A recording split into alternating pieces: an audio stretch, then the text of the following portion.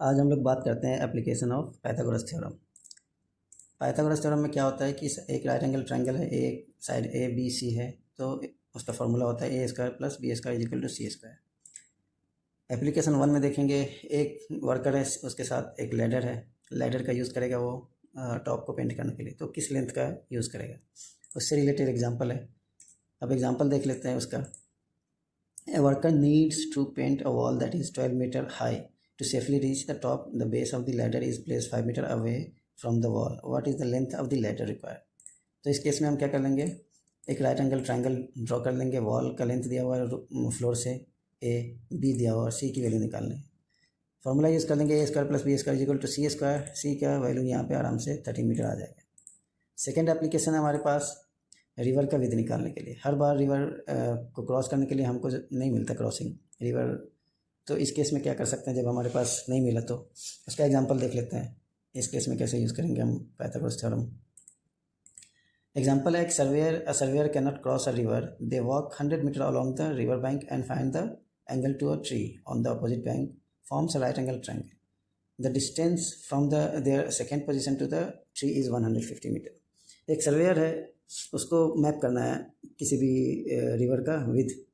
Surveyor India सर्वे हो या कोई भी सर्वे डिपार्टमेंट है, वो क्या करता है, हिल हो, रिवर है, पॉन्ड है, जो भी रोड है, हर तरह का मैपिंग होता है सर्वे डिपार्टमेंट में। तो वो सर्वेयर क्या करेगा, इस केस में रिवर के बैंक के अलॉन्ग चलेगा 100 मीटर, देखेगा अपोजिट बैंक में कोई ट्री है, उसको ट्री मिल गया। अब उससे एक इमेजिनरी राइट एंगल ट्रायंगल बनाएगा जहाँ पे उसको मिल जाएगा। इमेजिनरी नहीं, एक्चुअली वो अपना इंस्ट्रूमेंट लेके घूमता है, जहाँ पे उसको मिल जाएगा हाँ यहाँ राइट एंगल ट्रायंगल, वहाँ रुक जाएगा। इस केस में 100 मीटर पे मिल गया। तो इसको सॉल्व करने के लिए हम क्या करेंगे, रिवर में हम क्या करेंगे, राइट एंगल ट्रायंगल ड्रॉ करेंगे। अब फिगर में देख सकते हो मैंने राइट एंगल ट्रायंगल ड्रॉ किया है, जिसमें बी और सी का वैल्यू दिया हुआ है, ए निकालना है। फॉर्मूला यूज़ करेंगे A square plus B square equal to C square. A की वैल्यू निकालना है, तो ए इक्वल टू आ जाएगा हमारे पास 111.8 मीटर। तीसरा एप्लीकेशन है, रैंप का लेंथ निकालना होता है। ये हमारा सिविल इंजीनियरिंग का डिज़ाइन का केस है। इस केस में हम कैसे निकालते हैं रैंप लेंथ, अगर डिज़ाइन में निकालना हो तो एग्जांपल देख लेते हैं। एग्जांपल है, building entrance is 1.5 metre away above the ground. The ramp extends 6 metre horizontally. What is the ramp length? तो रैंप का लेंथ निकालना है। 1.5 मीटर दिया हुआ है हाइट ऑफ द एंट्रेंस। इस केस में देख लेते हैं, रैंप से हम यहाँ पे राइट एंगल ट्रायंगल ड्रॉ करते हैं।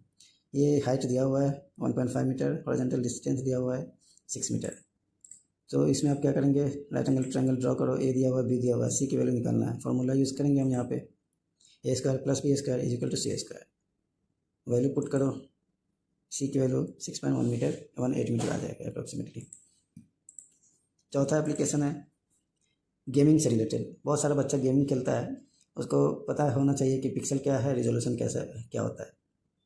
अब कोई पिक्सल है, एक पिक्सल में एक बॉक्स टाइप का होता है, जहाँ पे एक ऑब्जेक्ट है, उसको अपने एनिमी अदर बॉक्स में है, उसको मारना है, शॉट करना है, शूटिंग करनी है, तो कैसे वो डिस्टेंस निकालता है गेमिंग में। इसका एग्जांपल हम देख लेते हैं। A player is at point 2,3 and an enemy is at 8,11। What is the distance between two character? अब ये दो कैरेक्टर है, एक पिक्सल है, वहाँ पे एक ऑब्जेक्ट है, दूसरा पिक्सल है, वहाँ पे एक ऑब्जेक्ट है, बॉक्स है। एक्चुअली ये कोऑर्डिनेट है, x1 2 हो जाएगा, x2 8 हो जाएगा, y1 3 हो जाएगा और y2 11 हो जाएगा। हम इस पिक्सल में ये वैल्यू, कोऑर्डिनेट की वैल्यू डालते हैं और राइट एंगल ट्रायंगल ड्रॉ कर देते हैं। अब फिगर में आप देखोगे, b की वैल्यू निकालने के लिए x2 माइनस x1 करेंगे तो आ जाएगा।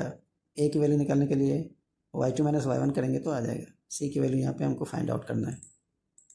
राइट एंगल ट्रायंगल ले लिया है, जिसमें a is equal to 8 unit, B is equal to 6 unit. ये यूनिट इसलिए दे रहा है कि हमारा पता नहीं पिक्सल का कौन कौन यूनिट है, मिलीमीटर होता है, नैनोमीटर भी होता है, अलग अलग होता है, अलग अलग रिजोल्यूशन का अलग अलग यूनिट्स होता है। तो इस केस में यूनिट दे दिया है, कोई सा भी यूनिट हो, कोई प्रॉब्लम नहीं।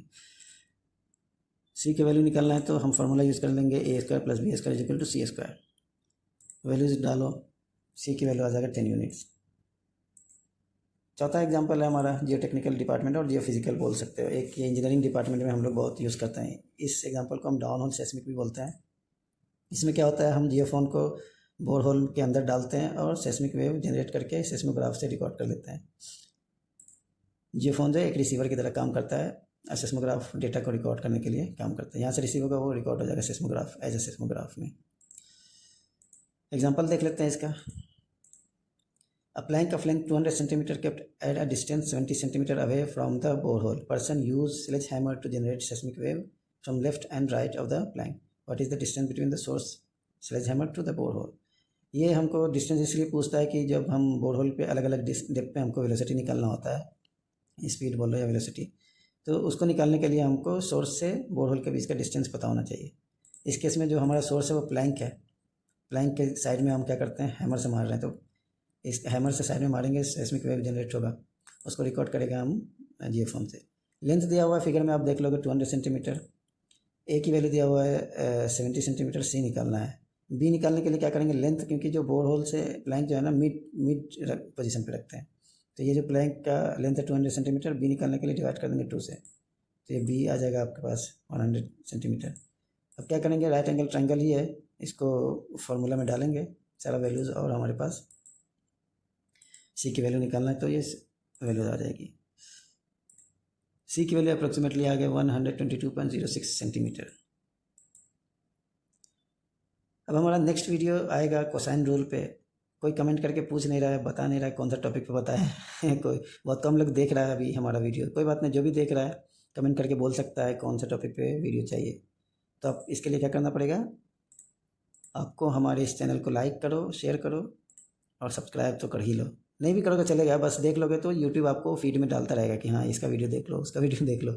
लाइक कर लो, शेयर कर दो और अपना कमेंट कर दो कौन सा टॉपिक पे बनाना है वीडियो, ठीक है। Thank you very much.